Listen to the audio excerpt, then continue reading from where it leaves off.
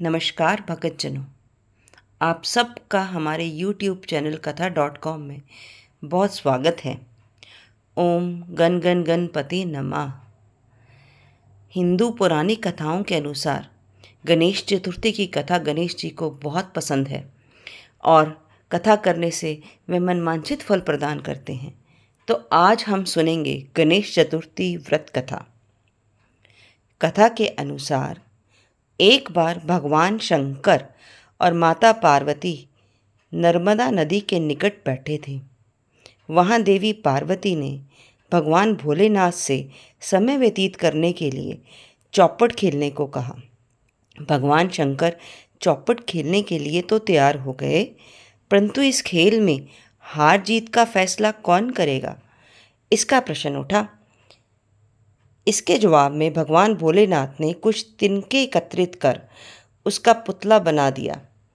उस पुतले की प्रतिष्ठा कर दी और पुतले से कहा कि बेटा, हम चौपट खेलना चाहते हैं, परंतु हमारी हार जीत का फैसला करने वाला कोई नहीं है।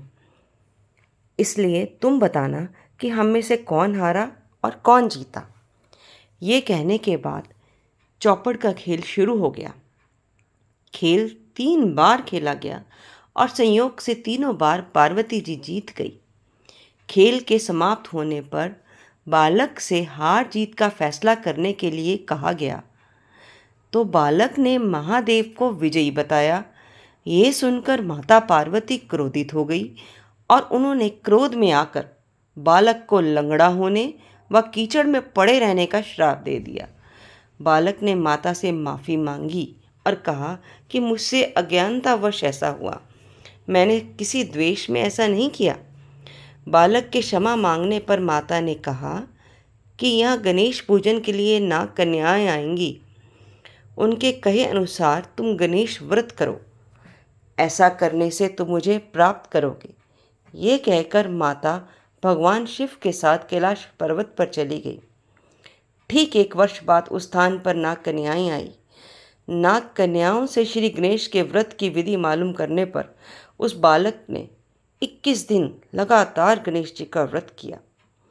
उसकी श्रद्धा देखकर गणेश जी प्रसन्न हो गए और श्री गणेश ने बालक को मनवांछित फल मांगने के लिए कहा। बालक ने कहा कि हे विनायक, मुझ में इतनी शक्ति दीजिए कि मैं अपने पैरों से चलकर अपने माता पिता के साथ कैलाश पर्वत पर पहुंच सकूं और वो ये देख प्रसन्न हों। बालक को ये वरदान दे श्री गणेश अंतर्ध्यान हो गए। बालक इसके बाद कैलाश पर्वत पर पहुंच गया और अपने कैलाश पर्वत पर पहुंचने की कथा उसने भगवान महादेव को सुनाई।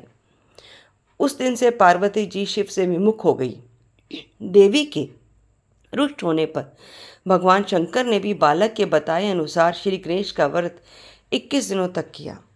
इसके प्रभाव से माता के मन से भगवान भोलेनाथ के लिए जो नाराजगी थी वह समाप्त हुई। ये व्रत विधि भगवान शंकर ने माता पार्वती को बताई। ये सुन माता पार्वती के मन में भी अपने पुत्र कार्तिकेय से मिलने की इच्छा जागृत हुई। माता ने भी 21 दिन तक श्री गणेश व्रत किया और दुर्वा, पुष्प और लड्डुओं से श्री गणेश का पूजन किया। व्रत के 21वें दिन कार्तिकेय स्वयं पार्वती जी से आ मिले। इस दिन से श्री गणेश चतुर्थी का व्रत मनोकामना पूरी करने वाला व्रत माना जाता है। सब बोलो भगवान गणेश जी की जय।